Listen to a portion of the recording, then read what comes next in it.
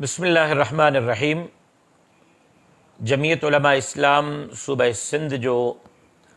सिंध जे बरंदड़ issues ते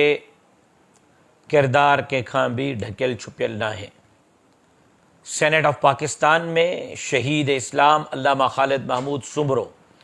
सिंध जे तारीख़ जो सभ खां वॾो केस विढ़ियो। डॉक्टर ख़ालिद महमूद सुमरे जे शहादत खां पोइ संदसि जी जमात सिंध जे हर बरंदड़ इशू ते, चाहे उहो बम धमाका हुजनि, चाहे उहो मासूम ॿारनि जो अगवा हुजे, चाहे उहो सिंध जे अमन अमान जी सूरत हाल हुजे,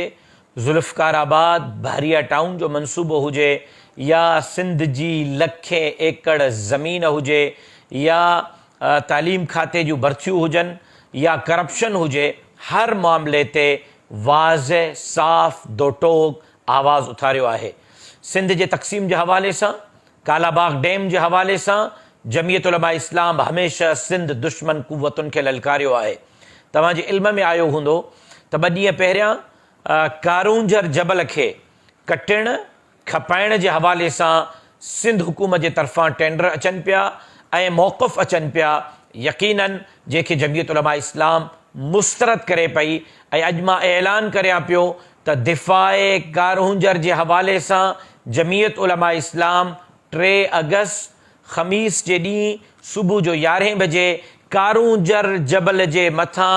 थर जे रेगिस्ताननि खे क्रॉस करे पहुचंदी ऐं उते दिफ़ाए कारूंजर जे हवाले सां हिकु ज़बरदस्त एहतिजाजी मुज़ाहिरो मुनक़िद करण जो मां ऐलान करियां थो। मां ज़िला थर पार्कर जे गयूर रहवासियुनि खे, मीरपुर ख़ास, उमरकोट, बदीन जे रहवासियुनि खे, सिजावल जे रहवासियुनि खे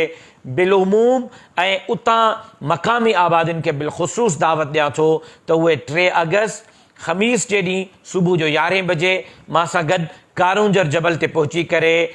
पैगाम ॾियनि सिंध लुटींदड़नि, सिंध फुरींदड़नि, सिंध खपाईंदड़नि खे त कंहिं बि क़ीमत ते सिंध जी सौदेबाज़ी क़बूल न कई वेंदी। सिंध जे जज़ीरनि, सिंध जे वसीलनि, सिंध जे ॿेटनि जी चौकीदारी कई वेंदी ऐं इंशाअल्लाह जेसीं ताईं गैरतमंद सिंधी सुजाॻ आहिनि, कंहिंखे बि सिंध जे वहदत ते, सिंध जे सक़ाफ़त ते, सिंध जे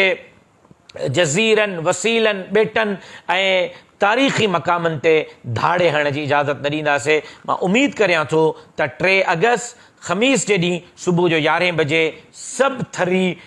कारूंजर ते जमा थींदा ऐं असां गॾिजी करे दिफ़ाए कारूंजर एहतिजाजी मुज़ाहिरो कंदासीं ऐं पैगाम ॾींदासीं त असां कंहिं बि क़ीमत ते कारूंजर खे विकण जी इजाज़त कंहिंखे न ॾींदासीं। इंशाअल्लाह 3 अगस्त ख़मीस जे ॾींहुं सुबुह जो 11 बजे कारूंजर ते मां तव्हांजो मुंतज़िर रहंदुसि।